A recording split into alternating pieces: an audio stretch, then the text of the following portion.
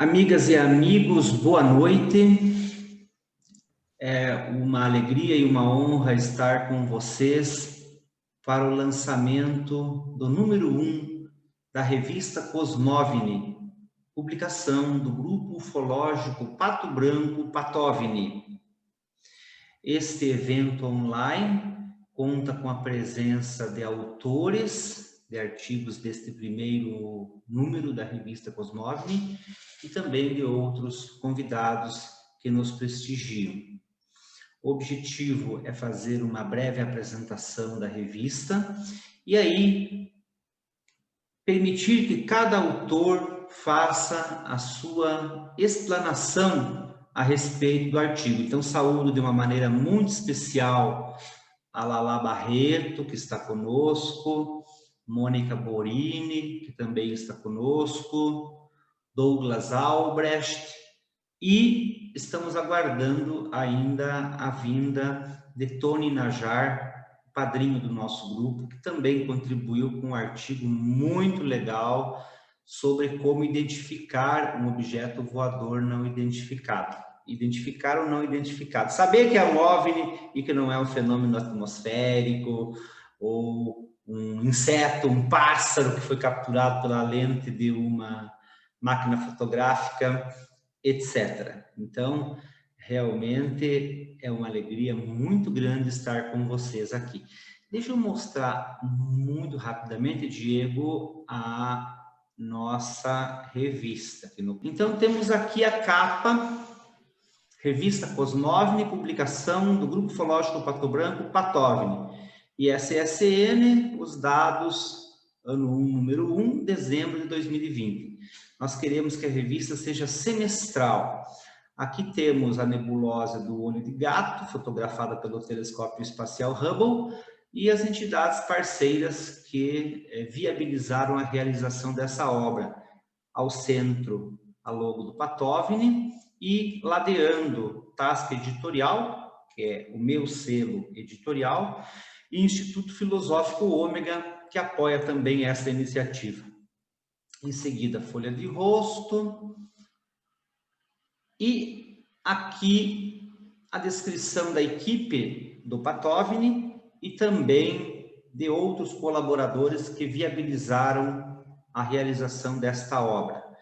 Então, o coordenador do Patovni sou eu, diretor cultural, professor Rudinei Campra, diretora de eventos, minha irmã Solange Tasca, e colaboradores, a Alana Amaral, o Diego Tesser, que inclusive é operador do sistema nesta noite, obrigado, Diego, e o Jefferson Matiello.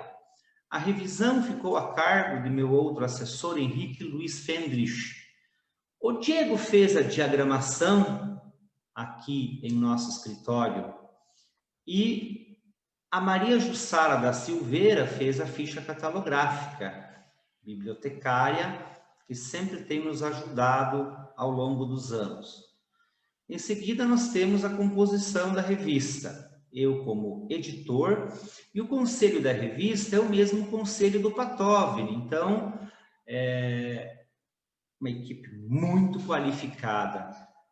Engenheiro Douglas Albrecht, professor Fernando Moreira, Fred Morsch, Lala Barreto, Marco Petit, Marco Aurélio Leal, Mônica Borini, Pedro Barbosa, Ricardo Varela, Roger Rumor, Tony Najar e Van Ted. Ou seja, cada um numa área de conhecimento contribui grandemente para o desenvolvimento dos estudos da ciência e da ufologia. E aí vamos ao sumário dos artigos. Temos um texto de editorial. O primeiro artigo é meu. O que é cosmologia? Sobre ele, ao finalzinho, eu vou fazer uma breve referência apenas, porque prefiro que os outros autores tomem a palavra para discorrer sobre o respectivo estudo publicado neste número 1 da revista Cosmovini. Como identificar um OVNI? É o artigo do nosso padrinho, Tony Najar. O contato de longa duração, ou eles já estão entre nós. O artigo da Lala Barreto, sobre o qual já irá discorrer. Agroglifos, o desafio geométrico, música para nossos ouvidos, do engenheiro Douglas Albrecht. Exopsicologia e exociências, da professora Mônica Borini, um artigo excelente também sobre essa área do conhecimento que tanto tem contribuído para a compreensão do fenômeno ufológico. Então, a revista é composta por estes textos. Muito bem, sem delongas, novamente agradecendo a presença de vocês todos, eu passo a palavra a Lala Barreto. Tá aí, Lala? Para que ela faça uma apresentação pessoal breve e também discorra sobre o artigo que está publicando neste primeiro volume, nesta primeira edição da revista Cosmóvel. Diego, ok com Lala?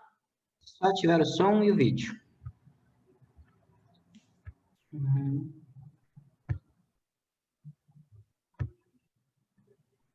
Lala, está nos ouvindo? Agora sim.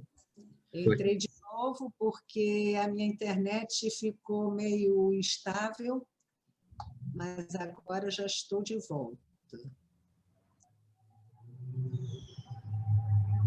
Pronto, a palavra é sua, Lala.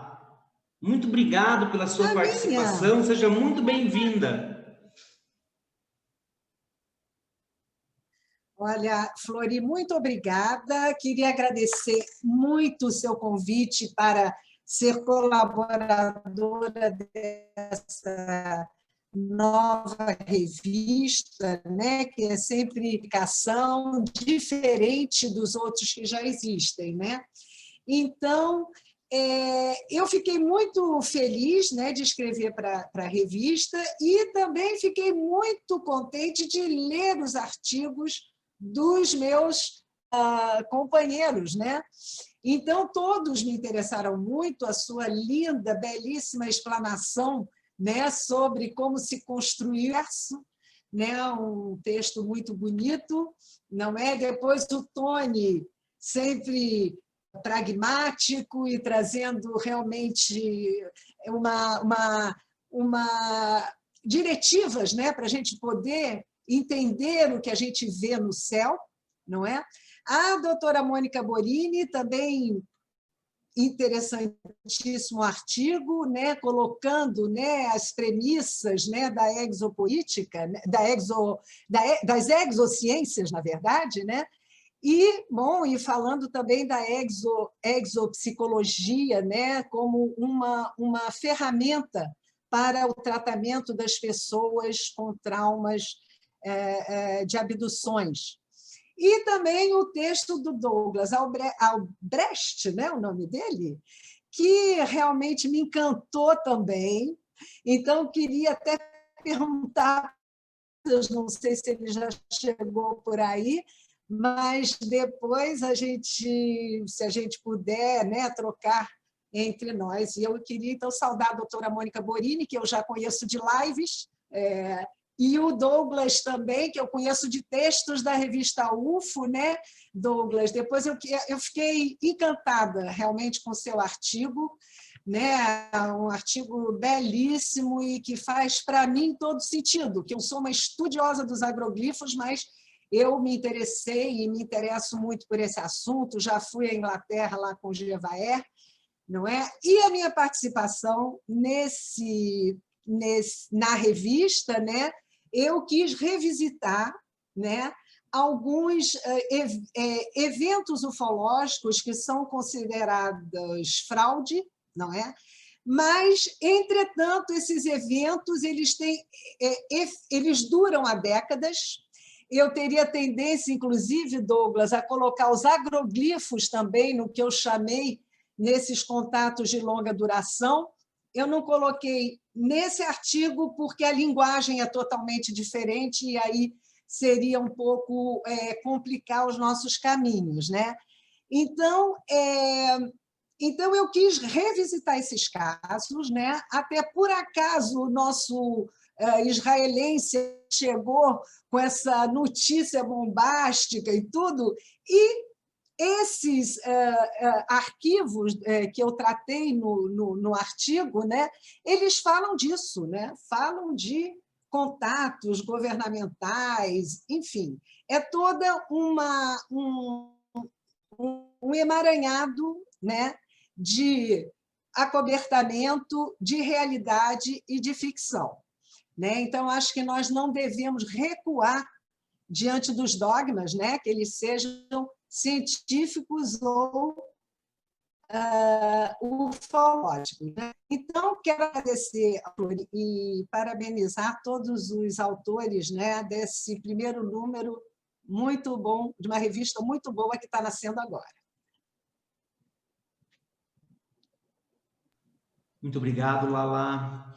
Isso mesmo. Depois até eu gostaria que você comentasse um pouco mais sobre o artigo em si.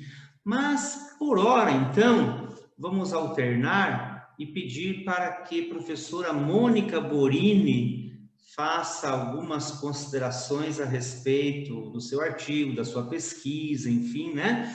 Essa mensagem inicial aqui para os nossos participantes. Professora Mônica, a palavra é sua. Não estamos ouvindo a doutora. Ativar o som, Ativar o professor. microfone, prof. Olá. Vai.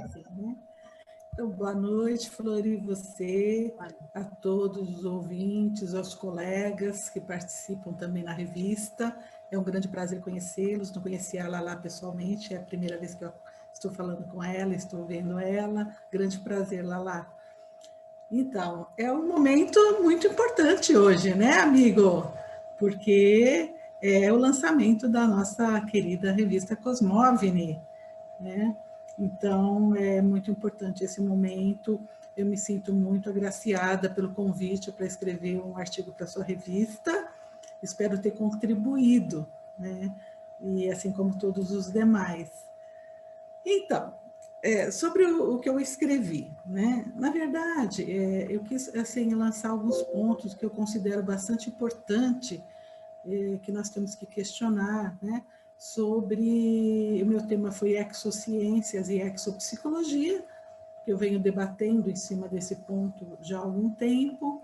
Eu acho que a sua revista vai, vamos dizer assim, ser um canal, né, para esse tipo de coisa, que são os exocientistas, né, aqueles que estão realmente procurando fazer ciência em cima do tema dos fenômenos dos OVNIs e abduções alienígenas, e tem, dentre tantos outros temas, porque esse fenômeno que tem a ver com os OVNIs, ele é muito abrangente, ele pega diversas áreas do conhecimento, né? Então, eu falei um pouco sobre as exociências, como elas foram criadas, né, no meu artigo, e falei outro dia, inclusive, extensamente sobre isso, lá naquele nosso encontro, né, mais da sala do bate-papo sobre os conteúdos do artigo. E também falo um pouco, faço algumas críticas em relação à ufologia, que eu acho pertinente, um bom momento para fazer, no sentido de realmente algumas pessoas que estão infiltradas na ufologia não se perderem, né, nessa tão importante vertente desse tema OVNIs e abduções, e seja tantos outros como os círculos das plantações e tudo mais, se perderem talvez pelo ego, por algumas questões pessoais e tudo mais. Então, eu acho que a ufologia precisa ser cuidada, né? E quem pode cuidar dela são os próprios ufólogos, os participantes da ufologia. Então, isso é muito importante, porque eu não posso deixar de dizer que foi meu berço, né? Já fui ufóloga, já pesquisei bastante, anos e anos, e depois de um tempo para cá já me dediquei mais à área da psicologia, né? A minha área propriamente dita. Então, um pouco disso. E outra coisa, né, que eu coloco também ali, são essas questões da necessidade de um estudo mais aprofundado dentro da área da psicologia, né? A necessidade de ter canto, um pedaço, um continente dentro da psicologia para poder estudar esse fenômeno mais profundamente, né? Então, praticamente, a exopsicologia é um raminho da psicologia, é um ramo que estuda esse tema OVNIs e abduções alienígenas, no que ele concerne a mente e comportamento humano. Tem uma visão multidimensional e multidisciplinar. Inclusive, Flori, quero deixar já anunciado aqui o curso que eu vou estar ministrando, logo, acredito em janeiro, final de janeiro, sobre exopsicologia para profissionais da área da saúde, médicos, psicólogos, psiquiatras, tá? Porque eu também desenvolvi metodologia sistemática para atendimento, para tratamento dessas pessoas que se sentem traumatizadas. Eu fiz um artigo sobre isso, estresse pós-traumático, em 2001, para a revista UFA, muito tempo atrás, e venho debatendo sobre essa questão do estresse pós-traumático.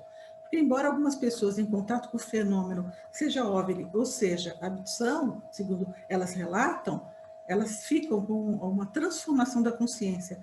Ora, isso ajuda, melhora na vida dela, ora atrapalha. Né? Tem pessoas que adquirem insônia, tem pessoas que adquirem, se embotam, tem pessoas que entram num quadro de ansiedade generalizada.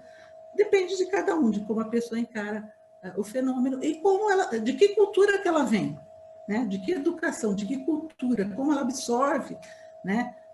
O acontecimento. E às vezes não é só um acontecimento, são vários acontecimentos, segundo ela relata.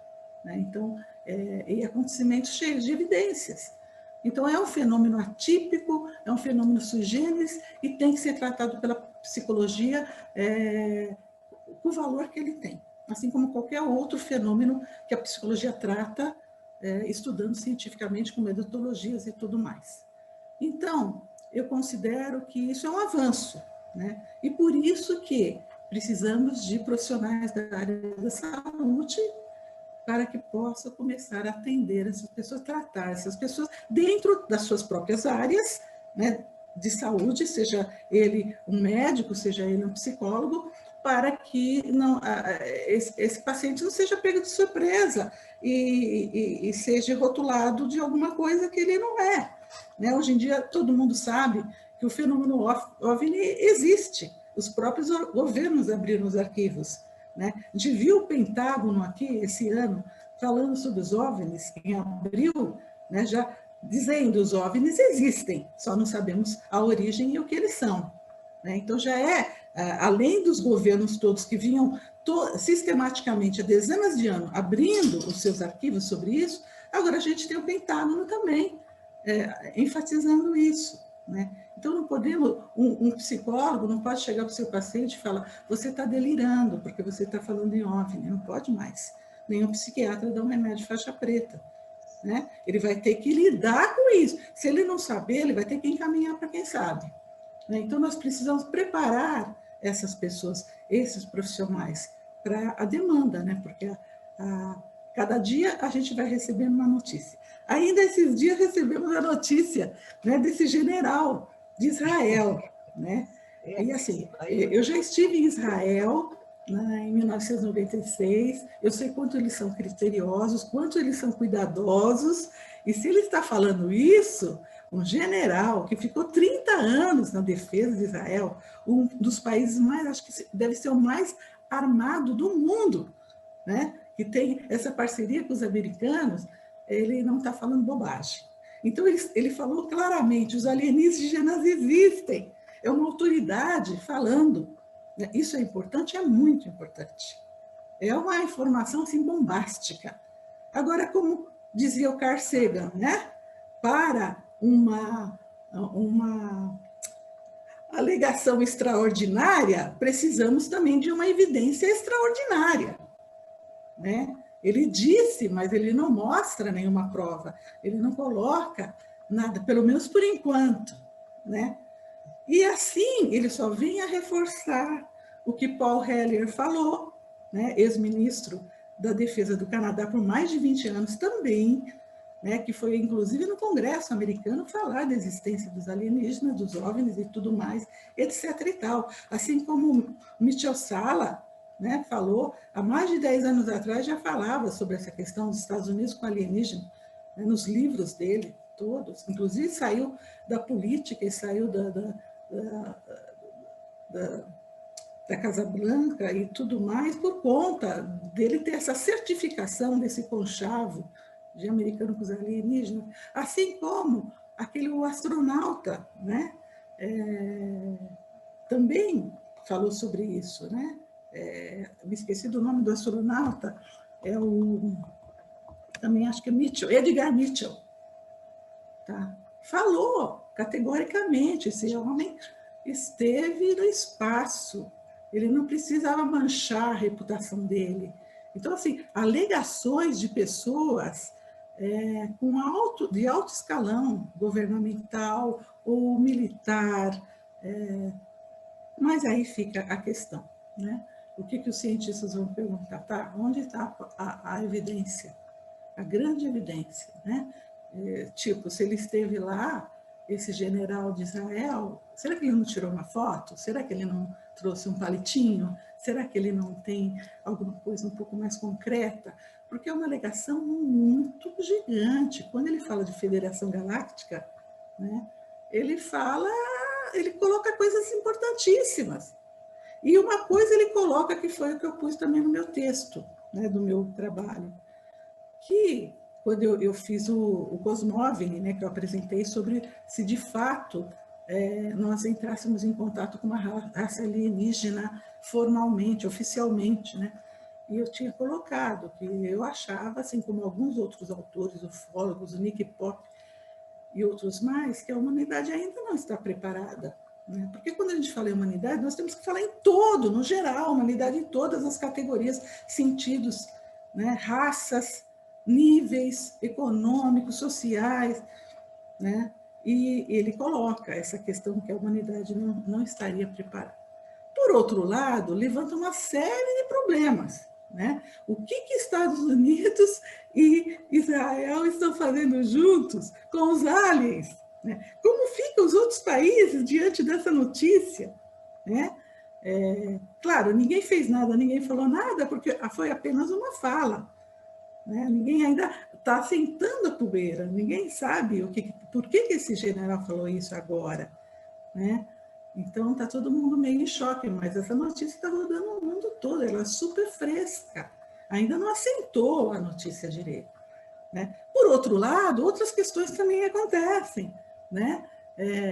As pessoas, e nós sabemos, no noticiário, estão morrendo de Covid nos Estados Unidos, ontem com quase 3 mil pessoas, né? E aí, de repente, eles estão investindo dólares e dólares em um programa junto com alienígenas em Marte. Que história é essa? Né? Se eu fosse americana, eu ia questionar. Espera aí, e nós não estamos sabendo de nada? Nós pagamos impostos, não estamos sabendo de nada? Então, já começam as polêmicas por aí. Isso sem falar questões religiosas, questões científicas, uma série de questões e implicações que podem abalar uma série de coisas. Então, essa alegação que ele fez, o que fez? Levantou a lebre, mais um sujeito importante falando desse tipo de coisa, levantou uma lebre. Né? Mas você pode ver que o mundo não se desestabilizou por conta dessa notícia. Né?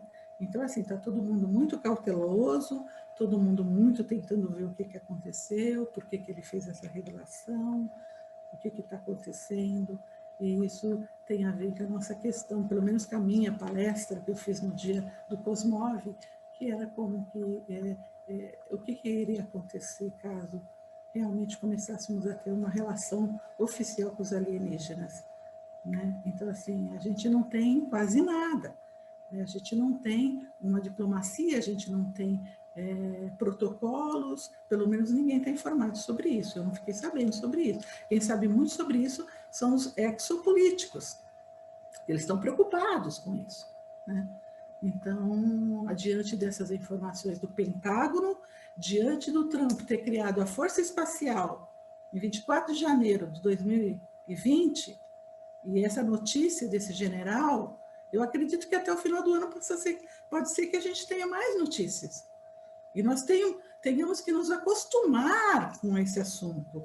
Parece que está havendo um movimento para começar a fazer com que a humanidade se acostume, né, com isso, e parece que dá a sensação que existe uma iminência de alguma grande revelação aí, talvez 2021, 2022, né? Mas nós temos que ficar antenado e, assim, sempre checar as notícias, deixar a coisa acontecer, para a gente não ficar afoito por impulso, começar a escrever coisa, ou falar coisa que de repente não é, como foi a questão desses pilares que foram encontrados na Califórnia, lá na Europa, papapá, e depois alguém se pronunciou dizendo que foi uma questão de marketing. Então, nós temos que estar muito antenado à informação e à contra-informação, e é isso que eu também escrevi, e o livro que vai ser editado do nosso colega Wendel sobre o impacto do primeiro contato, né, que eu acho que é muito emergencial, e agora na revista Cosmovini, falando da importância da exociência, exopolítica e exopsicologia e as outras exos, né, exosociologia, o exodireito, né, a exobiologia, para que possamos, com a cabeça um pouco mais aberta, olhar esse fenômeno como um fenômeno qualquer, que a ciência tem que se apropriar e estudar. Já que os governos não vêm e nos colocam as informações de uma maneira mais direta, né? E também as universidades muitas vezes têm restrição sobre esse tema, muitos cientistas autônomos estão correndo atrás de estudar por conta própria ou nos seus laboratórios dentro das universidades, onde eles comandam e coordenam. E isso é muito importante, né? Porque vai saindo aí notícias, artigos, porque precisa. A gente tem uma escassez, como eu coloquei no meu trabalho, uma escassez de artigos científicos sobre a questão dos OVNIs e sobre, principalmente na área da psicologia, né? Então, precisamos de mais artigos, precisamos de mais estudos, de mais pesquisas. E para isso, cada um que vai atrás disso é um desbravador, porque é muito difícil correr atrás, é muito difícil na academia você ser aceito com uma tese onde você põe a palavra OVNI. Tá? Você vai ter que passar uma série de barreiras, você vai ter que realmente ter coragem e desbravar.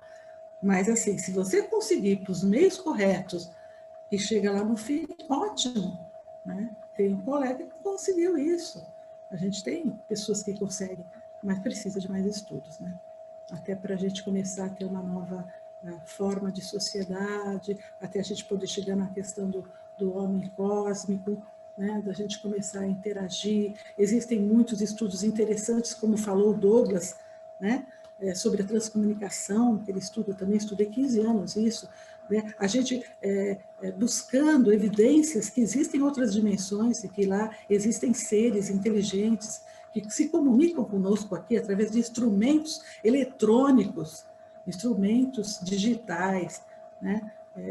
Então, a gente precisa se preparar para começar a ter essa relação, né? Essa relação com essas criaturas, né? Então, aqui no nosso planeta, nós estamos acostumados que existem os insetos, os animais, né, as aves, os minerais, mas, de repente, existem outras inteligências, outros seres humanos, em outras dimensões, em outros planetas, e que, de alguma maneira, conseguem, de repente, chegar aqui através de uma tecnologia muito mais avançada do que a gente tem, muito mais avançada que a nossa física. Nós temos que parar de pensar e se basear em nós mesmos, né? Os caras não chegam aqui porque as naves não chegam, porque a gente só entende a nossa física até aqui. Então, eles também devem ser assim. Não, né? Como dizia lá o Mikio Kaku, né? Eles têm milhões de anos à nossa frente de tecnologia.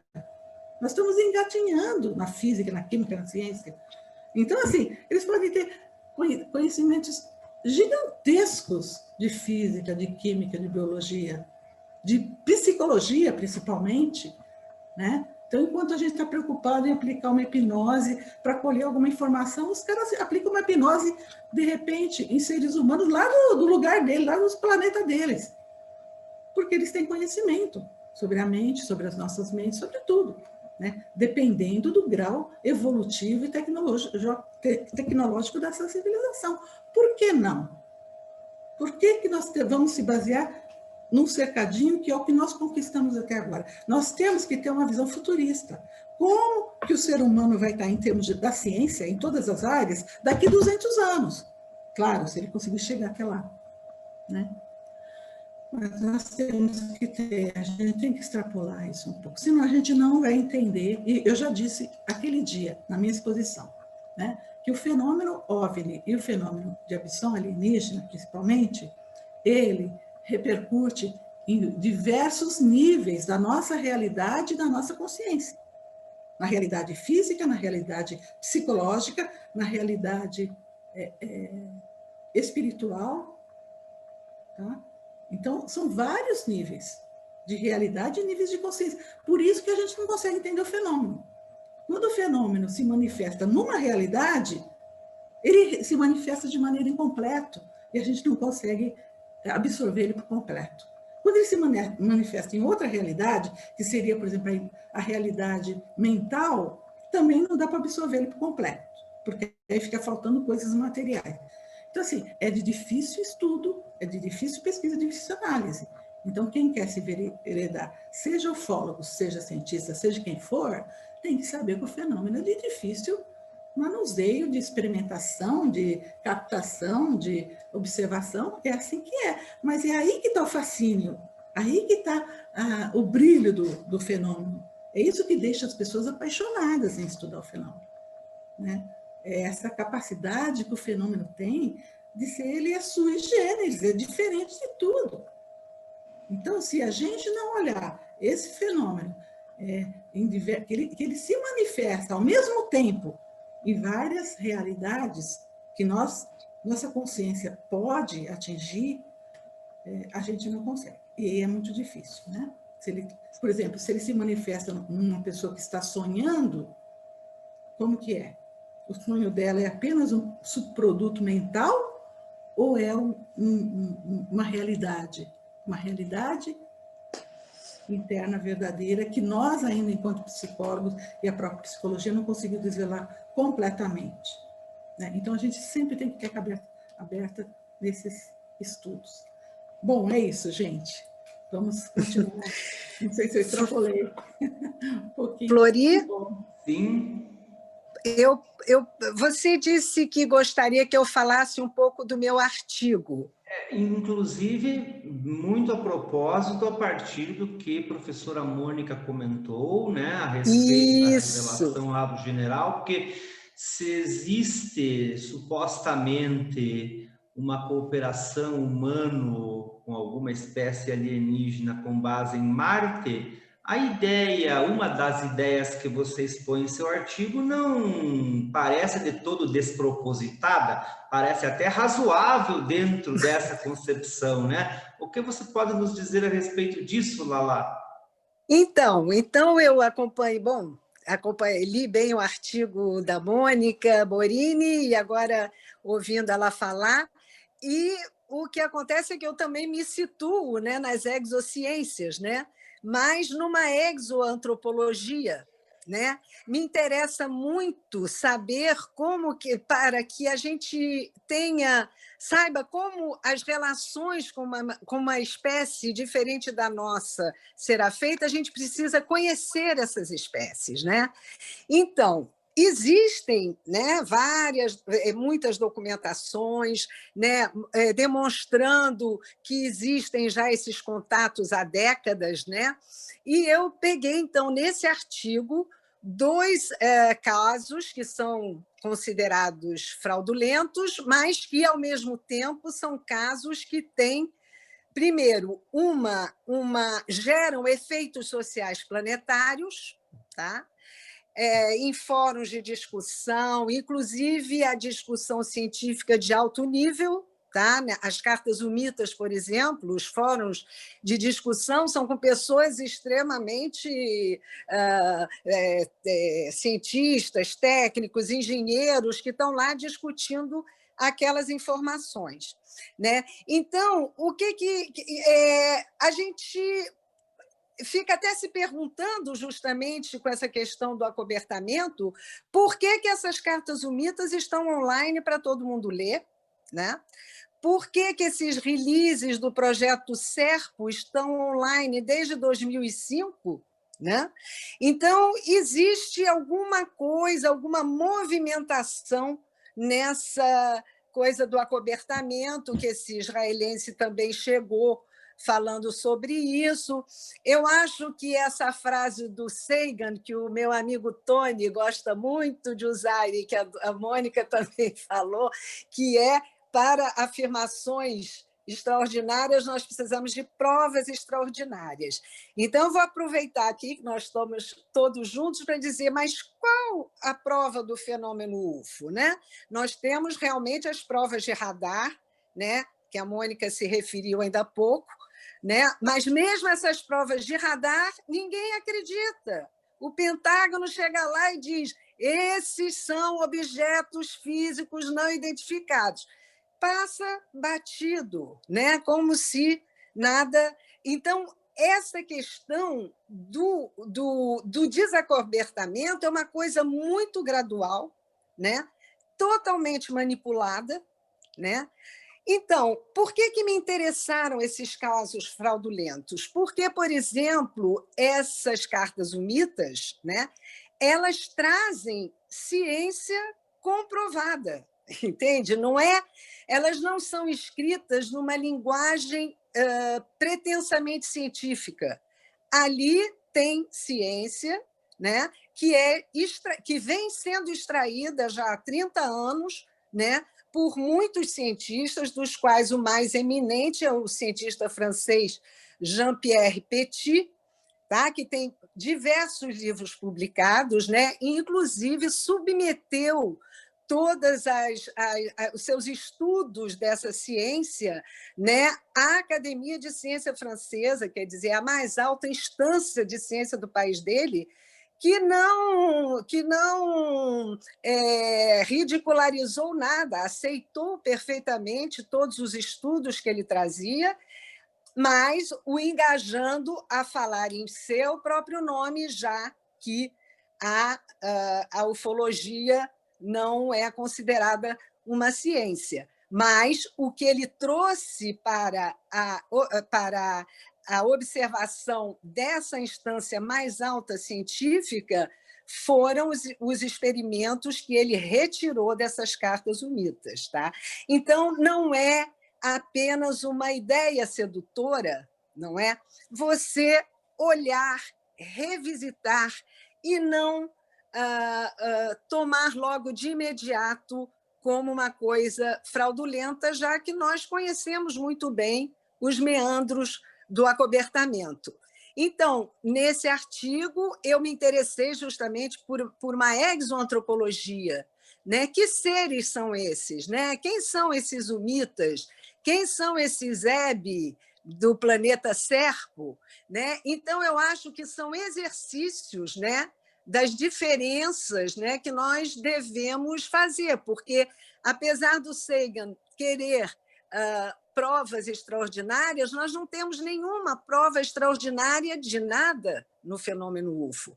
Né? E por que o israelense deveria chegar ele com essa prova para nós?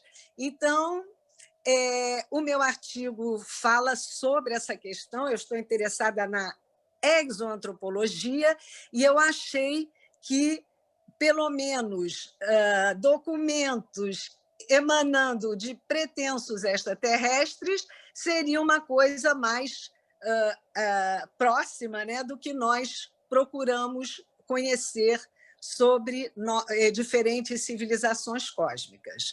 Então, meu artigo é sobre isso, e é isso, Muito bem, Lala, muito bem. E agora você falando sobre o assunto, reportando também a lembrança de professora Mônica do tema do momento, que é a palavra do general, eu lembro que Giordano Bruno, em uma de suas obras, expressou uma ideia que ficou imortalizada e que no Ocidente de vez em quando é lembrada. Disse ele: se não é vero, é molto ben trovato. Quer dizer, pode até não ser verdade, agora que a gente fica... Eu não sabia que era o Giordano Bruno que tinha dito essa frase. Sim, Giordano Bruno, Então, realmente são assuntos fascinantes e me parece que, de qualquer sorte, nós estamos, mediante essas manifestações aqui, ali, UNITA, Serco, general, astronauta, ministro da Defesa, e mesmo os acadêmicos, né, Michael Salla, Alfred Webre, todos, e nós um pouquinho, bem pouquinho, mas também um pouquinho, né? Estamos contribuindo para um programa de aclimatação, de educação. Então, quando, não é se, quando acontecer um contato público ostensivo formal inquestionável, a humanidade esteja um pouco mais preparada para que o impacto seja menor. Inclusive, o livro que eu vou lançar no próximo ano, O Paradigma Alien, parte exatamente daquela ideia de Thomas Kuhn, a estrutura das revoluções científicas. Ou seja, a ciência dá saltos. Ela é cumulativa até um certo ponto, mas aquele dogma, então, que todos, ou a maioria, acredita como uma verdade científica, passa a ser questionado por fatos anômalos, extraordinários, o que retrata perfeitamente a casuística ufológica em relação ao paradigma antropocêntrico, aquele paradigma pelo qual a humanidade, né, o suprassumo da criação. Então, quando começam a surgir esses fenômenos, né, objetos não identificados, agroglifos, transcomunicação instrumental e tantos outros que poderiam ser referidos, a ciência tradicional começa a ser questionada e a se questionar.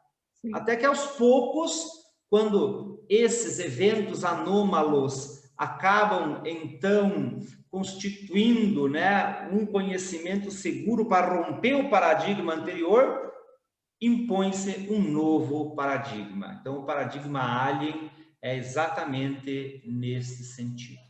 Puxando o gancho, Douglas, o que você nos diz sobre os seus estudos, o seu artigo, excelente artigo sobre agroglifos na nossa revista Cosmóvel?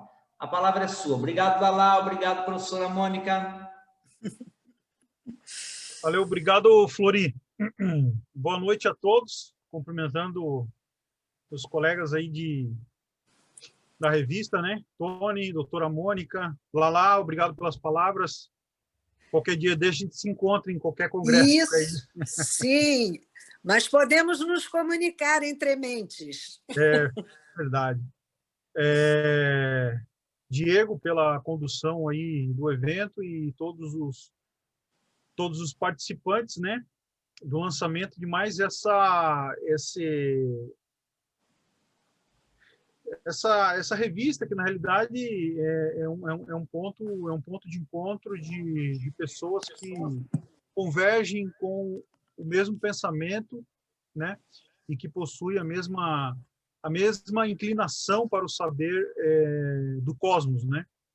Eu acho que você agora foi extremamente feliz, em suas palavras comparativas, né, em relação a essa questão dos paradigmas científicos, a questão da ciência realmente ela acontecer por saltos, até mesmo porque tendo um outro tipo de visão, né, uma visão assim mais paralela, a gente sabe que a ciência é feita pelos homens e através dos homens, né? e as consciências são flutuantes, as consciências são flutuantes no espaço, flutuantes no tempo, né? E algum tipo de organização, às vezes, reorganiza o tabuleiro de xadrez dos mundos e resolve colocar algumas consciências que dão, assim, vamos dizer assim, um salto, né, em conhecimento, e a nossa história, a própria história da ciência da humanidade, ela é prova disso, né? É prova marcante disso. Bom, antes de falar do meu artigo rapidamente, né, eu queria dizer que o evento ocorrido há uns dias atrás, o Cosmov, teve uma repercussão muito boa nas redes sociais. A gente fez um monitoramento disso,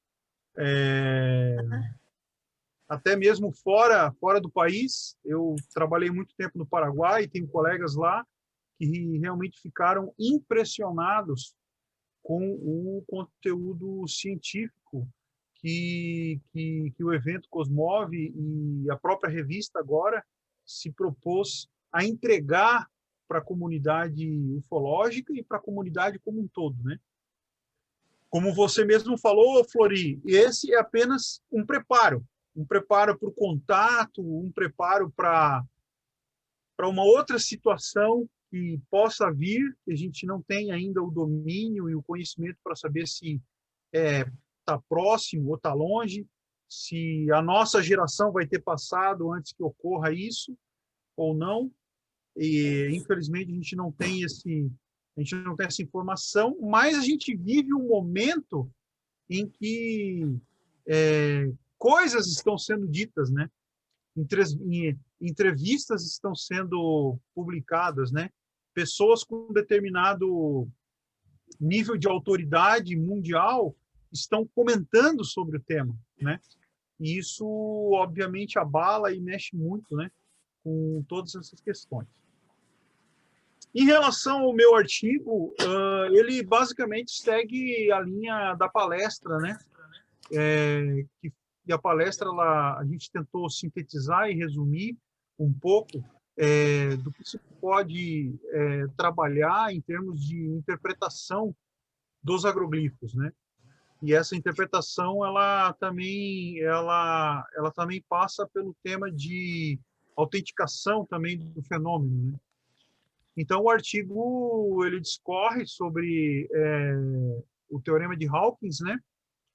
Que foi um teorema desenvolvido aí por um engenheiro que leva o seu sobrenome, e o teorema nada mais é que você aplicar o teorema nas figuras e tentar identificar padrões, né? Padrões geométricos que possam convergir, né? Círculos, triângulos, equiláteros, pentágonos, né? A associação dessas figuras também gera outras figuras, né? E o que é mais difícil encontrar num fenômeno desse, ou pouco provável, segundo Hawkins, probabilidade de 1 para 25 mil, é alguém com corda, pau e, sei lá, qualquer outro objeto aí muito simples, construir, fazer uma associação entre circunferências e triângulos e fazer com que as áreas dessas figuras alcance valores exatos, né? Ou alcance valores puros, né? 2 vezes o raio, 3 vezes a área do círculo menor, vezes a área do círculo maior, enfim, encontrar esse tipo de dado dentro de um agroglifo e jogar nas costas largas da probabilidade é uma alternativa. É uma alternativa. De repente, para quem não tem um manejo muito, vamos dizer assim, apurado das questões geométricas e das questões matemáticas, e aqui eu faço assim uma colocação e talvez até um desabafo, né? Porque trata realmente de uma visão que eu tenho da gente como país, né? Em relação à nossa educação. Para mim é claro assim que infelizmente o brasileiro tem um certo ranço da matemática, né? Há um ranço que vem lá realmente dos primórdios lá, da escolinha, né? Seja por, de repente, professores um pouco omissos, ou mesmo por falta de estratégia de conteúdo, apresentação de conteúdo, e a gente percebe que iniciativas como essa da revista, né, Flori, dando oportunidade para a publicação de artigos que possam tocar um pouco nessa ferida, né? Porque eu já escutei alguns revisores dos meus artigos dizerem que não, mas o teu artigo é muito técnico, é muito matemático, o povão não gosta, né? Então, assim, que pena. Enquanto, infelizmente, a gente tiver esse pensamento, né? É óbvio que a coisa sempre vai ficar num nível mais baixo, né? É óbvio que a evolução nunca vai poder correr dar um salto, né? Como a gente espera. Então, o fenômeno ele é demasiado grande e demasiado antigo, porque quando a gente fala de agroglifo, a gente não fala só do agroglifo de Ipuaçu ou de Prudentópolis, né? A gente fala de eventos que estão registrados na história aí já há algum tempo, e em épocas que a gente que a gente deve se questionar realmente se realmente é possível a fraude ser tão antiga quanto as pessoas acreditam que são, né? E, em paralelo, obviamente, para quem estuda o fenômeno, quer saber todas as nuances do fenômeno, a verdade e a mentira. A verdade e a mentira. Por quê? Porque o fenômeno convive com a mentira também. Como todas as outras atividades e mesmo dentro da ufologia, né? Então, assim, a gente, mesmo dentro das questões fake, né, dentro da possibilidade dos agroglifos serem fakes, a gente já desenvolveu um mecanismo para tentar identificar esse processo, mas, infelizmente, ele é muito caro, ou seja, carece de uma estratégia financeira bem amparada, né? Bem amparada, mas há sim a possibilidade da gente, principalmente dos eventos que vêm ocorrendo em Ipuaçu ano a ano, há sim uma possibilidade de a gente poder ter uma prova definitiva da veracidade ou da presença, obviamente, de falseadores, né? Que de repente tem algum tipo de interesse em poder mexer aí com essas questões ufológicas, em desacreditar, enfim.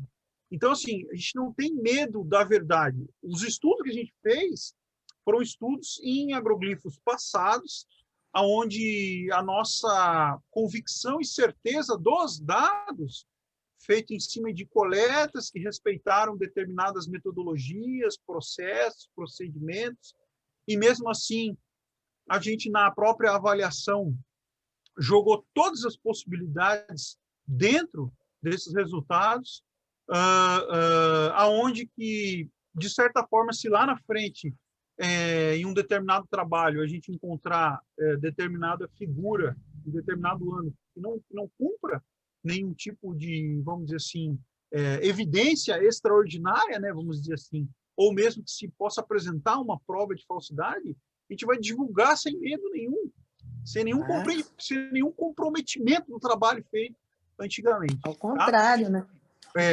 Então, assim, a gente fica muito contente, Flori, pela oportunidade, tá? Eu acredito que a revista realmente vai ter um alcance muito significativo, vai alcançar um público seleto. Infelizmente, a gente tem que falar isso, porque os textos realmente são textos muito bons, textos que prezam as questões técnicas, sem, obviamente, muita especulação. Quando há alguma especulação, ela é embasada em cima da opinião do escritor, né? E não o que o escritor achou, que viu, que pensou, que disse, de alguém que falou, né? Uhum. Então, eu acho que esse tipo de componente editorial é muito importante. Eu pretendo contribuir mais, né, dentro dessas questões, seja dos agroglifos, ou mesmo dentro da ufologia, ou da para a normalidade, desde que a revista de abertura, né, para que possa ser comentado sobre o tema. Enfim, só queria realmente agradecer, espero que o pessoal que não leu ainda os artigos possa agora ter acesso e ler, né? E isso vem realmente engrandecer e contribuir bastante para o segmento da ufologia brasileira. Posso fazer uma pergunta, Flori? Claro, a palavra é sua, Lala. Então, Douglas, Uhum. você sugere, então, né, que os agroglifos possam ser ouvidos, né? Uhum. De modo que você vai ficar me devendo uma partitura musical, hein? É verdade. É verdade. Não, sem brincadeira, você ainda não fez nenhum... Você ainda não pegou nenhum agroglifo para fazer isso que você sugere, para a gente ver o que dá? Não, Lala, na realidade, assim, o que acontece é que a aplicação do teorema ela depende de uma condição primordial, que é o croquis, certo? Da área. É o croquis da área. Então, sim. é preciso que realmente um grupo, uma pessoa, né? Quando eu tenho condições, eu vou, né? Mas a gente, como uma pessoa comum, às vezes a agenda, infelizmente, não possibilita, mas é importante que grupos estejam atentos e possam ir na área e possam fazer um croquis na perfeição máxima possível, né? Para que possa realmente ser avaliado esse ponto de vista através da aplicação das fórmulas desse teorema. Por quê? Porque, às vezes, um croquis mal feito ou uma medição não tão bem precisa impacta diretamente a avaliação. E aí, obviamente, a gente vai encontrar dados aleatórios. E aí a gente pode, sei lá, concluir, aqui não tem nada, né? Vai desafinar a sinfonia. Justo. E assim, só respondendo a tua pergunta, por exemplo, a gente tem uma coleção de agroglifos desde a década de 70, né? Pois é. Da década de 80, bem documentado, da década de 90, bem documentado. A gente encontra alguns croquis dessas épocas, outros a gente não encontra. Por quê? Porque naquela época as pessoas que estudavam os agroglifos estavam, digamos assim, faziam mais a parte visual, né? Tiravam mais fotos, alguma coisa, alguns chegaram a medir e tal. Então, a hora que eu tiver acesso a esse material, você pode ter certeza que a Cosmovini, a revista, vai receber uma enxurrada de artigos aí, podendo... Isso seria realmente sensacional, né? Porque seria colocar à prova, né, uma teoria. E eu acho que lá nos agroglifos ingleses você deve arrumar uns croquis bons, não, Tony? Hein, Tony? Eu acho que lá na Inglaterra você deve arranjar uns croquis daqueles da perfeição. Olha, Douglas, faça isso, por favor, porque eu não tenho competência matemática para fazer isso, mas eu agora estou querendo saber o fundo dessa questão aí. Tá Você vai ficar me devendo, hein? Ótimo. Eu fiz Tony, alguns agroglifos. só uma saudação primeiro para o Tony, que é o padrinho do nosso grupo. Seja bem-vindo, Tony. A palavra é sua. Obrigado. Então, eu fiz, dos agroglifos ocorridos no Brasil, eu fiz o croquis de todos. Eu fui em 3 deles, aqui no Brasil, fiz as medições e eu percebi fazendo o agroglifo, e depois que a gente conseguiu fazer as imagens com drones desses agroglifos, eu percebi que por mais que eu caprichasse, quando pegava a imagem do drone, ele não casava 100%. Então, eu acho que o advento dos drones vai auxiliar muito nesse trabalho de fazer um croquis mais perfeito. Porque você faz o croquis básico, você faz o círculo muito perfeito no computador, e quando você vai encaixar isso em cima da imagem, você vê que o agroglifo não é tão perfeito assim. Ele tem as suas imperfeições que talvez dê essas nuances de notas aí que possam melhorar bastante. Então, eu acho isso, que os drones vão facilitar o nosso trabalho nessa questão dos agroglifos. E sempre lembrando que o agroglifo não é só a forma, não é só o desenho, ele tem muitas outras características. E eu acho que a gente ainda não tem todo o equipamento necessário para desvendar um agroglifo. E conforme a gente já tinha percebido e identificado a radiação eletromagnética dentro do desenho do agroglifo, que fora dele não tem, essa radiação o Alcides Cores percebeu e eu consegui perceber isso lá na Inglaterra também, que eu medi com o mesmo equipamento do Alcides, ele me emprestou o sensor dele para medir, que dentro do campo essa energia ela não é uma emissão constante, linear, ela ferve dentro do agroglifo. Então, no mesmo momento, num ponto do agroglifo ela está mais alta, no outro ponto está mais baixa. Ela é uma panela de água fervendo, essa energia. É a melhor comparação que poderia fazer. E nós não temos o equipamento para captar tudo isso. A gente capta um ponto dentro do agroglifo. E a gente vê que o sensor fica pulando. E todo o campo está pulando irregularmente. Mas, enfim, agroglifo é uma coisa bastante extensa. Como identificar um OVNI? Como identificar um OVNI? Isso. Então, entrando nesse assunto agora, eu queria colocar algumas coisinhas antes. Por eu fazer análise de imagens, e a gente acaba identificando o objeto, ou seja, não é mais um objeto não identificado, não é mais um OVNI, né? Isso ocorre em mais de 98% dos casos. Então, algumas pessoas até acham que eu não acredito em disco voador, porque tudo eu digo que não é.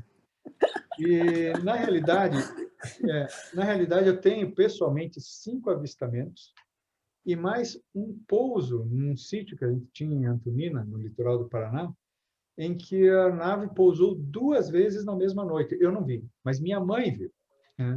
Me telefonou às 11 da noite, alarmada e entusiasmada, gritando que tinha visto o disco voador que pousou ali na frente, que ela foi lá ver, o disco saiu voando, aquela coisa toda. E ela me liga de novo às 3 da manhã, de novo, pousou aqui de novo. Eu fui lá e examinei, como perito, examinei o local e realmente é um local de pouso clássico, com as marcas de sapata, com radiação na área. A grama cresceu bem mais acentuadamente nessa região. A grama onde ficou esse sapato ficou cozida. Todos os sinais clássicos de pouso. Então, eu não digo que eu acredito em discos voadores. Eu sei que é o fato real. Tá? Bom, isto posto, outra coisa, as pessoas dizem que você é muito científico, né? E quando eu falo alguma coisa de espiritualidade, também as pessoas se admiram. Dizem, nossa, eu não sabia que você tinha esse lado. E eu gostaria de revelar aqui que essa parte da espiritualidade, para mim, é mais forte do que a ufologia. Eu milito mais e gosto de trafegar mais nessa área da espiritualidade até do que da ufologia. E a ufologia me encanta muito. Mas, enfim, falando o que é e o que não é um OVNI, né? OVNIs são objetos voadores não identificados, que estão dentro da atmosfera terrestre. O que está para fora, nós não temos nem como perceber aqui, nós ufólogos, a gente não tem equipamento para isso. Quem teria seriam os astrônomos, que teriam telescópios para observar coisas além, né, da nossa atmosfera. Só que o telescópio ele tem um ângulo de visão muito estreito. Ele vem um pontinho um campo muito pequeno lá no céu. Se por um acaso um OVNI passasse, ele ia passar tão rápido ali na frente, né, que ele talvez interpretasse até como sendo um asteroide que passou muito rápido ou algo assim.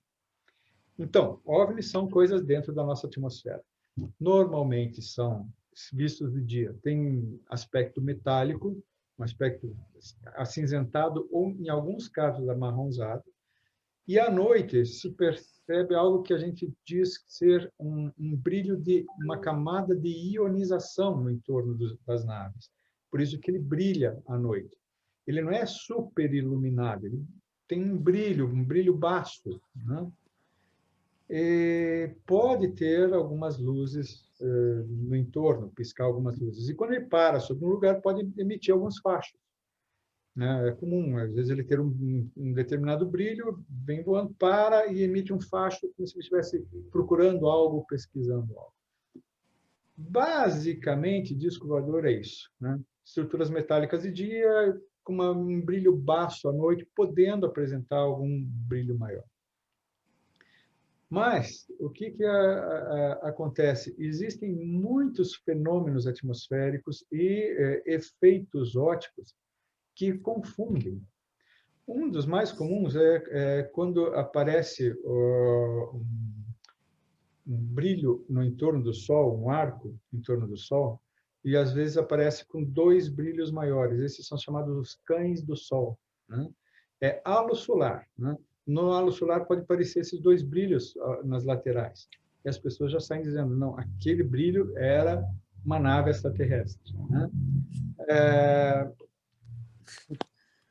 Fogo-fato também pode ser visto como sendo confundido com sondas extraterrestres. A sonda também parece um lustre alaranjado, né? Amarelo alaranjado, baixo, ele é embaçado a luz. E é uma característica engraçada que quando esses sondas se aproximam de algo, elas não iluminam o ambiente. A luz parece ficar contida dentro da sonda.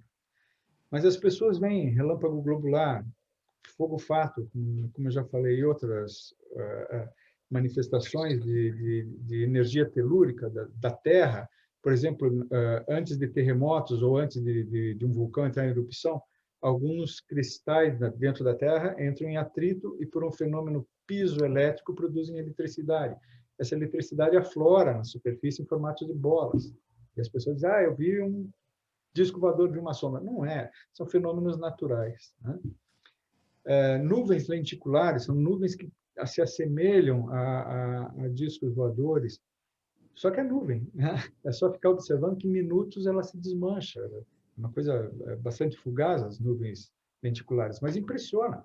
Eu já vi nuvem, tive esse prazer de ver nuvem lenticular e vi o tempo que ela leva para se desmanchar. Cerca de 20 minutos já não existia mais.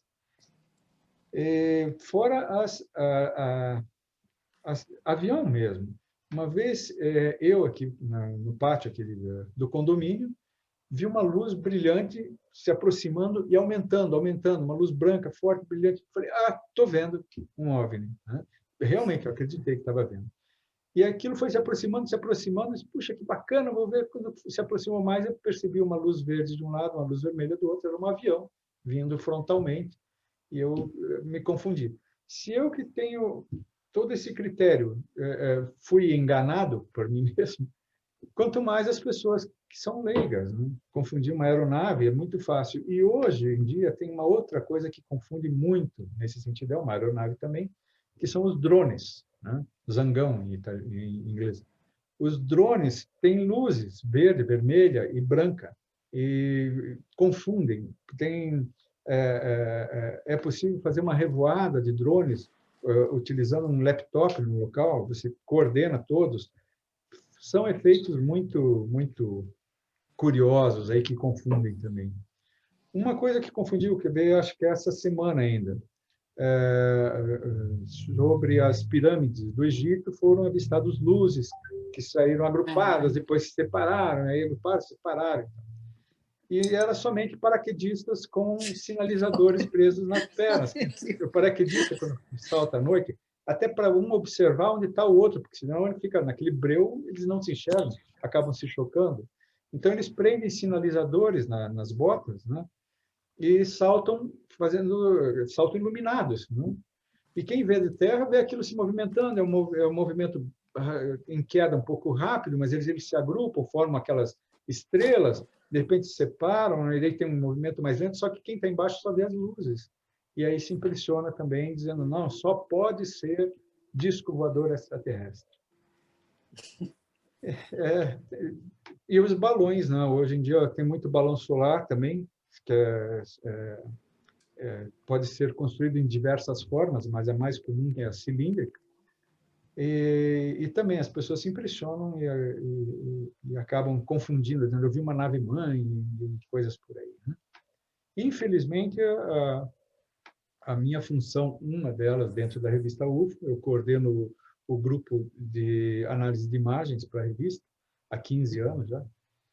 E nesse grupo a gente quebra a fantasia, quebra aquela euforia que a pessoa tinha, porque ela tinha certeza que ela tinha filmado um disco voador extraterrestre real, verdadeiro. E a gente quebra esse sonho da pessoa, essa alegria, né? A gente tira a alegria das pessoas. O Tony desmancha prazeres. É mesmo, exato. Tony. Então, muitas pessoas até me veem, por eu participar mais das listas dos grupos de ufologia nessa área, as pessoas me veem bem assim, para ele nada é UFO, né? Nada é OVNI. Do que está sendo apresentado, não. Posso fazer uma pergunta? Claro, Lala.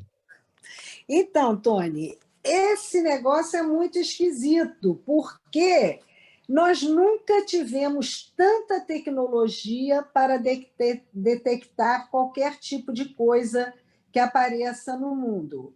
E nunca tanta coisa foi declarado fake. Então, isso eu acho uma incongruência, né? Porque com todos os meios que nós temos hoje, tudo é fake. Então, eu não entendo isso. Você podia me explicar, meu amigo? Posso. Primeiro, fenômeno UFO é raro. Tá? Não é... Tony, não fala isso, Tony. Ele não é assim, como disse lá o primeiro-ministro lá do Canadá, que tanto quanto tem os aviões, tem disco voador voando no céu. Não é exagero. Assim, tá? É um exagero. Outra, as pessoas não têm costume de olhar para o céu. Passou uma moto aqui. As pessoas não têm costume de olhar para o céu.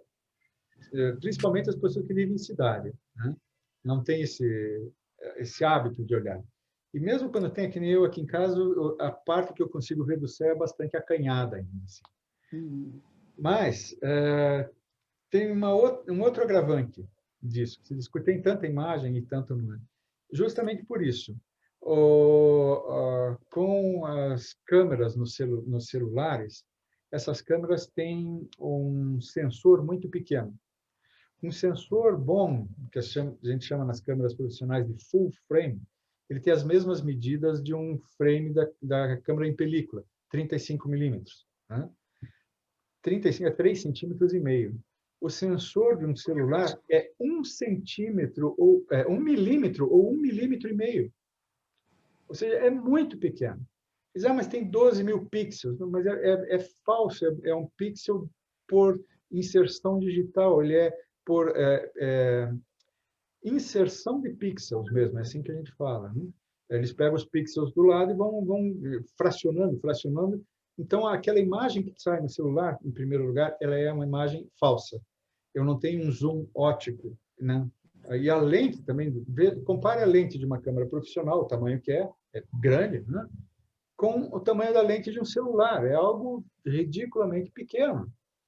Então, essas condições fazem com que as fotografias, que hoje, quase que na maioria absoluta, são feitas por celular, sejam fotografias ruins.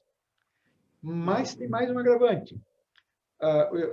As pessoas usam, e eu também deixo assim, a câmera do celular sempre no automático, porque é muito difícil você fazer as regulagens de foco, de abertura de diafragma, velocidade de exposição, né? O ISO, a sensibilidade do filme. É muito difícil de você fazer isso no celular, ou pelo menos complica um pouco, né? E para o leigo não faz, ele põe no automático, deixa no automático e vai fazendo as fotos.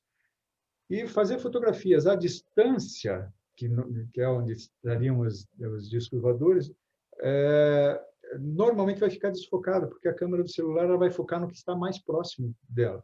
E se ela colocar para o céu, ela vai ficar tentando fazer um foco e fica indo e vindo aquele foco.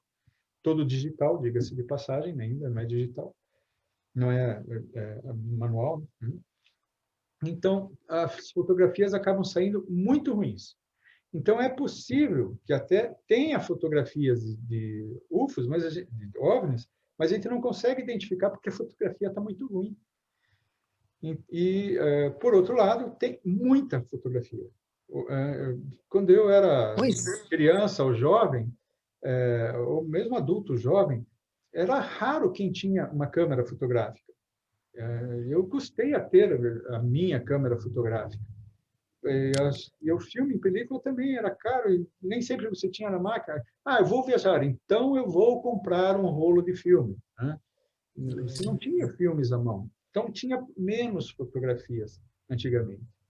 E as câmeras tinham as regulagens manuais das fotos, saíam melhores. Por isso que as fotos do passado são melhores. Então, é isso. O problema é que a gente tem um equipamento ruim. Muito disseminado, um equipamento ruim. Ah, tá. Então, eu entendi. Quer dizer que a questão é que os equipamentos é que não estão à altura do fenômeno ainda, então. Isso aqui que não está à altura do fenômeno. Né? Se eu pegar uma câmera profissional, e de preferência, eu sempre digo, uma câmera ainda em película, toda mecânica, essa câmera, sim, é ideal para fotografar um OVNI. Então, você vai para uma vigília, leva uma câmera dessas. Né? Porque ela permite todas as regulagens. Né? Mesmo as câmeras digitais, eletrônicas, se um disco se aproxima, pode interferir. Eu já vi isso acontecer dentro do agroglifo. Quer dizer, detonar uma câmera fotográfica profissional dentro do agroglifo, lá em Ipuaçu. Mas o ideal é que se tenha uma câmera de boa qualidade. As pessoas também dizem, então vou comprar a P900 da Canon, porque dá para fotografar as crateras da Lua e tal. A P900 também tem o sensor pequeno, então também não é ideal. Ela tem uma lente boa, mas o sensor não é bom. Então, para fotografia de UFO, olha, converse com o fotógrafo antes de adquirir a máquina. Tony, o dia que eu viro um UFO, eu saio correndo para comprar uma máquina. Por aí. Deixa eu só pegar aqui.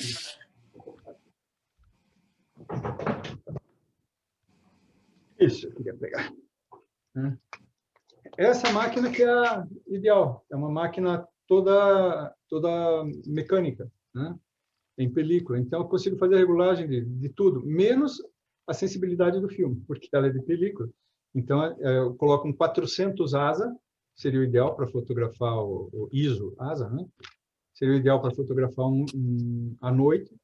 E daí faço todas as regulagens de velocidade de exposição, abertura de diafragma, foco, tudo eu consigo fazer essas regulagens aqui numa câmera dessas. Então, para fotografar UFO, uma câmera assim.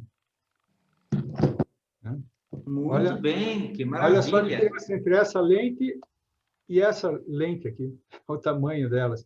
Só isso aí já mostra o porquê que as pessoas não conseguem fazer boas fotografias hoje em dia. Faz toda a diferença. E as pessoas querem acreditar que estão vendo algo não explicável. A pessoa não conhece, não entende de todos os fenômenos envolvidos, né? De tudo que pode acontecer. E ainda quando tira as fotos, pode acontecer reflexos, podem ter vários fenômenos ópticos aí. E as pessoas, como não são leigas, enfim, como elas não identificam, elas classificam como OVNI. Né? Então, o problema não está nem nessa identificação, mas nessa classificação muito prematura, digamos assim. Mas que ótimo, então. Então, o Tony está publicando um artigo sobre esse tema, as características que diferenciam um OVNI de um outro fenômeno que pode ser explicado, seja por vias naturais ou culturais. Né? Lala nos traz duas hipóteses, vamos dizer assim, super interessantes, né?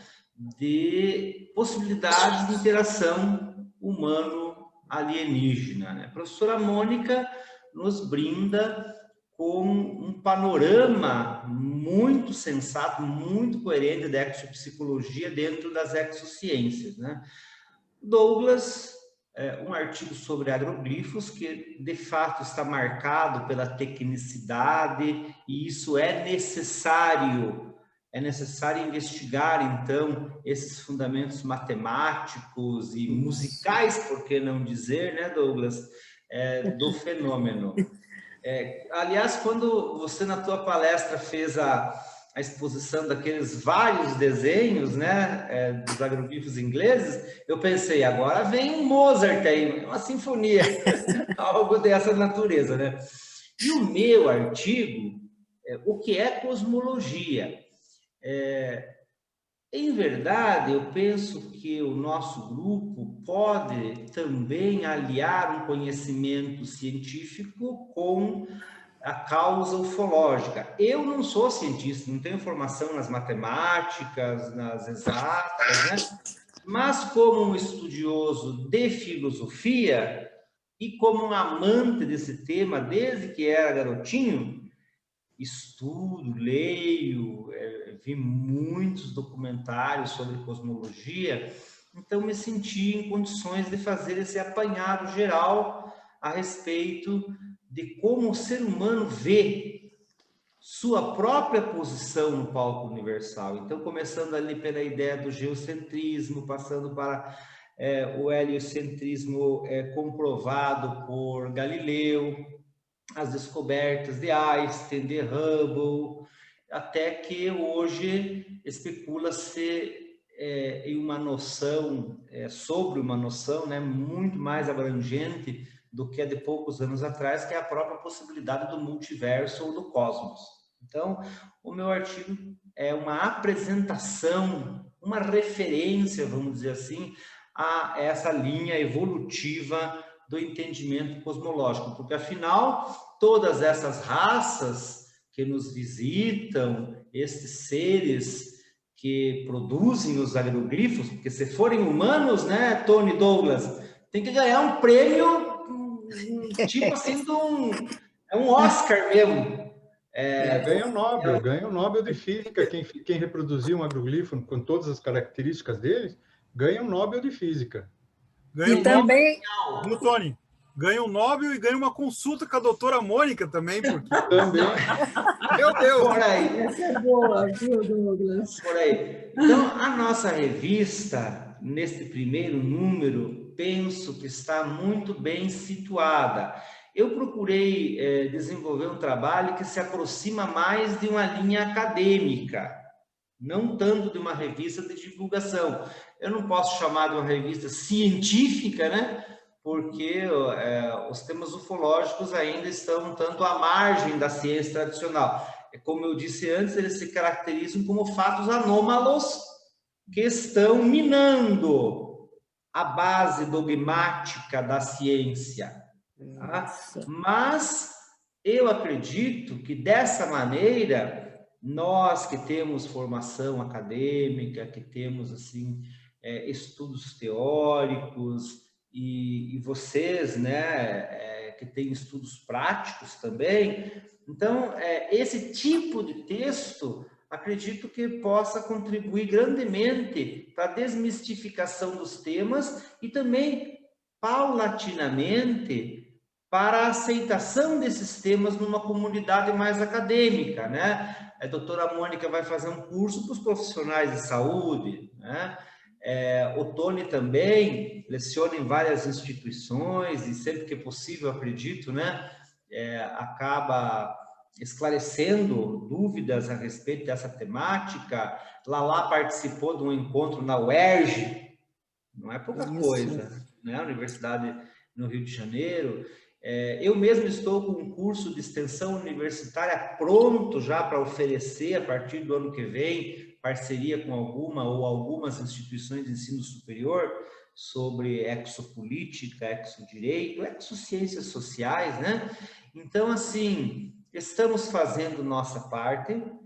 O Grupo Ufológico Pato Branco, apesar de novo, nós temos aí 5 anos de atividades, já está produzindo bons frutos, acredito, graças, é claro, à reunião de pessoas desse quilate, como os que temos aqui conosco hoje, não só os autores, mas também os assistentes. Quero mandar um abraço muito especial para a doutora Cristiane de Alcântara da Osoto, aqui de Pato Branco, que é minha dentista e, inclusive, uma amiga especial que sempre está interessada nos assuntos exóticos.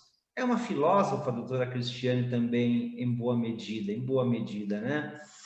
Quero saudar também o Luca Amberg, cineasta, que está conosco agora, que tem interesse nesses assuntos igualmente, e dizer que, então, nossa revista Cosmovini fica oficialmente lançada. Claro, como ainda falta Luca, isso, ainda um aporte financeiro para que nós façamos a revista impressa, porque tem um custo significativo, né? Por hora, vamos semeá-la em PDF. Isso. Acredito que já cumpre a sua finalidade. Então, eu vou pedir para vocês não economizarem a partilha, tá? É um trabalho voluntário que eu, vocês e o Diego, como também aquele que aperta os botões ali, eu tenho uma certa dificuldade com isso, então todos nós estamos fazendo juntos. É algo muito bonito. Acredito que esta revista irá frutificar. Nós estamos com a ideia de fazer uma periodicidade semestral, então para lançar sempre em dezembro e em julho.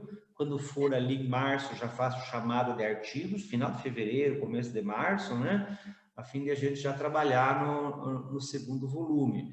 Então, foram cumpridas todas as etapas burocráticas de indexação, aquilo que a academia exige, né, para o reconhecimento de uma publicação, se não científica, mas com certeza cultural, né, foram preenchidos. De modo que é uma satisfação, é um orgulho poder contar com a presença de vocês neste evento, com a participação de vocês nesta empreitada de cultura, neste processo educativo, porque, de fato, tudo indica que há um clima propício ao desacobertamento, à revelação da verdade, de maneira que estamos aqui colocando um tijolinho nessa obra, né?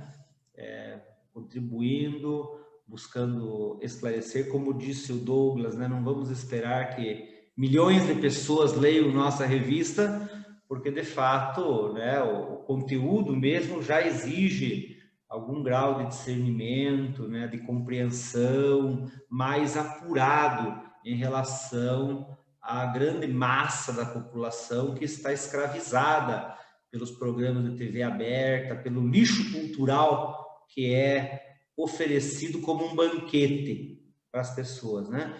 Então, muito obrigado. E eu quero deixar, assim, a palavra livre para uma saudação final, para a gente já, então, declarar que nossa revista está no mundo. E talvez possa ir a outros mundos.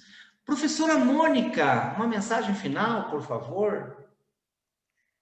Eu agradeço muito, né, esse momento, né, que é um momento histórico, né, da sua revista, de estar aqui presente.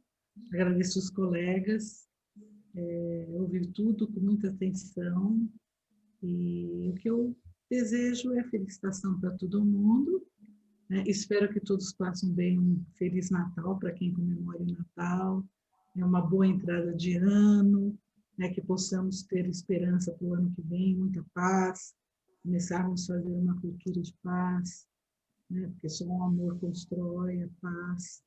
E muitos falaram da espiritualidade, né, o Tony falou, outro dia o Douglas falou, eu coloquei, você colocou, todos colocam, a importância, né, desse aspecto subjetivo nosso, dessa conexão maior. É importante a gente estar com os pés no chão, muito importante, mas a gente pode estar com a cabeça nas estrelas. Então, fazer essa conexão, né? Ter senso de realidade, principalmente nesse fenômeno OVNI, e tudo que ele comporta, a gente tem que ter um senso, a gente tem que ter um bom raciocínio, um bom emocional, pé no chão, cabeça muito aberta, para que a gente possa abarcar, como você falou, esse fenômeno que é tão sui generis, né? E, é claro, como você falou, existem categorias de pessoas. Tem pessoas mais despertas, outras, infelizmente, ainda não. Mas estamos aqui fazendo esse papel, Flori. Estamos aqui justamente fazendo esse papel, né? Materializando uma intenção sua de estar levando informação e conhecimento às pessoas sobre esse assunto. Então, isso é muito importante. Muito obrigado, Obrigada, professor. Obrigada. Nós agradecemos. Só falando um pouquinho aqui, eu ia mostrar um outro livro, o Exopsicologia, mas depois tem esse aqui que eu gostaria de mostrar, que é da minha paciente, 30 anos, que se diz abduzida, e que fez 4 volumes contando a história dela.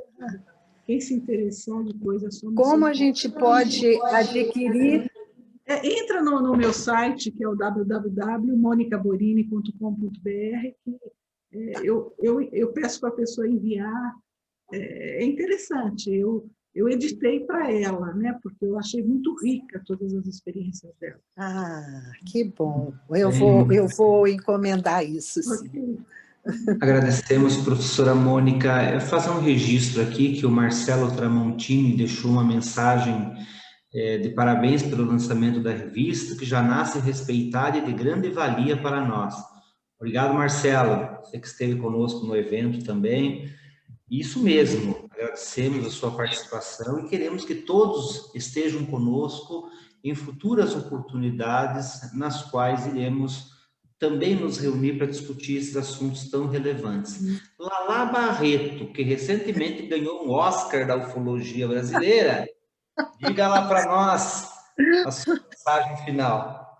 Bom, eu queria pegar esse gancho, né, do que você falou sobre as nossas respectivas formações acadêmicas, né, porque eu acho que a contribuição daqueles que têm formação acadêmica é justamente trazer metodologias, né, e trazer a racionalidade científica para o fenômeno, né, cada um na sua área.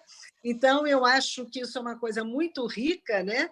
E a revista Cosmovni está realmente inaugurando algo de novo, né, para a ufologia. Então, eu queria também me despedir, desejando um Feliz Natal para todos, fazer também minhas as palavras da Mônica, para que a gente promova justamente essa cultura da paz. Essa palavra é muito boa, muito abrangente, né?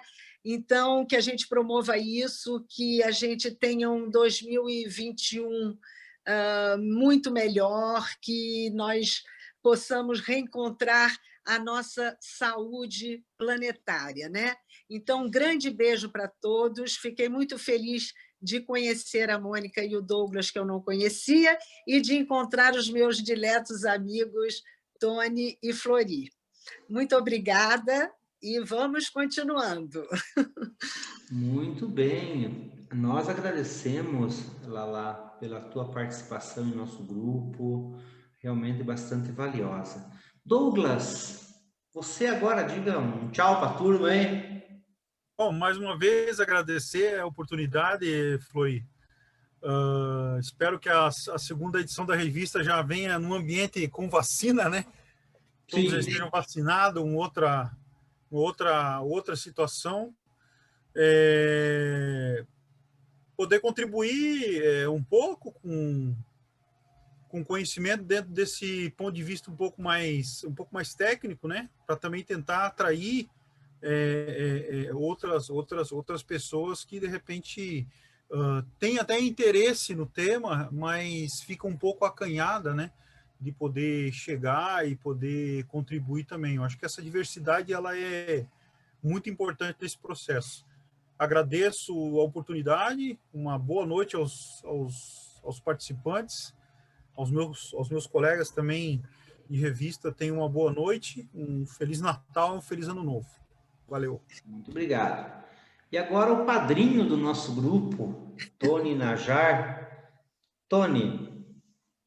Então, bom, eu agradeço primeiramente o convite para participar dessa empreitada, tanto do Patovni quanto da revista Cosmovni. Fico bastante honrado com isso, realmente, não é figura de linguagem, não.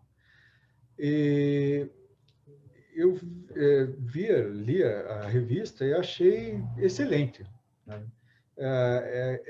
Os temas foram apresentados do jeito que eu gosto, né?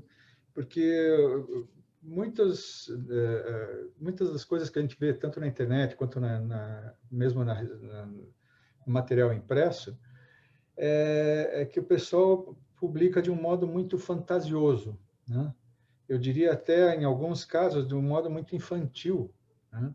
E justamente isso é que causa uma certa resistência por um público que ainda está fora da ufologia, né?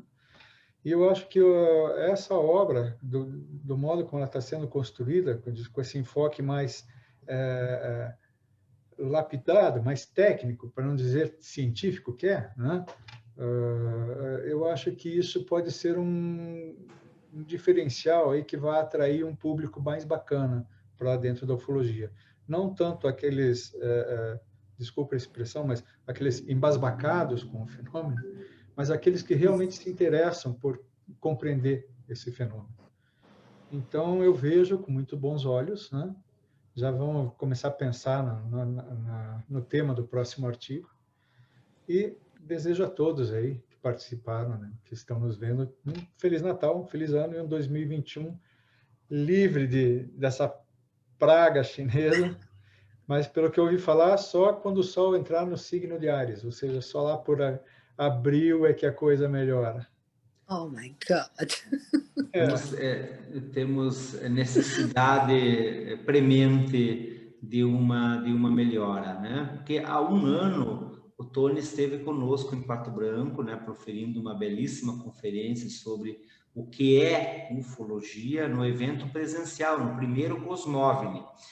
O segundo Cosmovni fizemos na semana passada, também aqui pela plataforma Zoom, e ainda hoje, talvez, Diego, já esteja disponível a palestra da professora Mônica no Patovni TV. Então, nós estamos editando o material, né?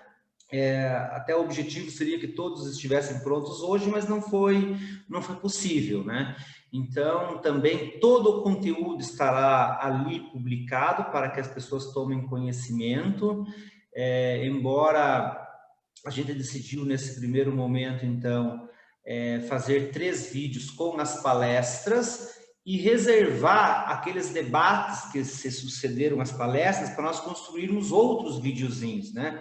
Senão ficaria bastante longo, e nós temos condições de mesclar o que foi discutido nas 3 noites do evento para construirmos, assim, apresentações bem interessantes, bem legais e que virão ainda este ano todas. Então, até o início da semana que vem, estaremos com as 3 palestras já no Patovni TV. Nossa revista está aí, já mandei por WhatsApp para os autores no grupo do Patovni e ela estará disponível a quem queira, porque é uma maneira, um modo que nós temos, então, de deixar uma marca, uma contribuição concreta para esse processo educativo.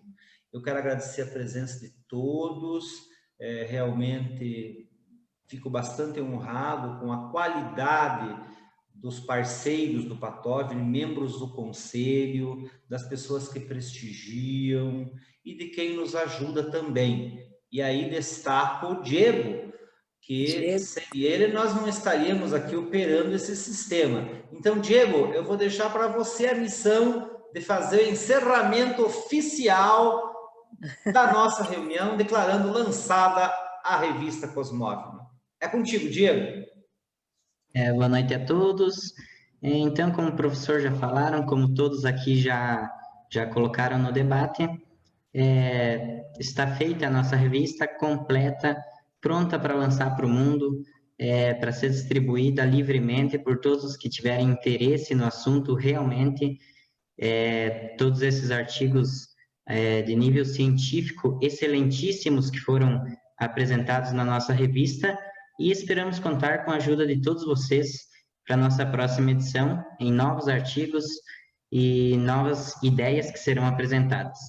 Então, após isso, agradeço a participação de todos, vida longa e próspera a todo mundo. Agora é só compartilhar a revista para o mundo e talvez adiante.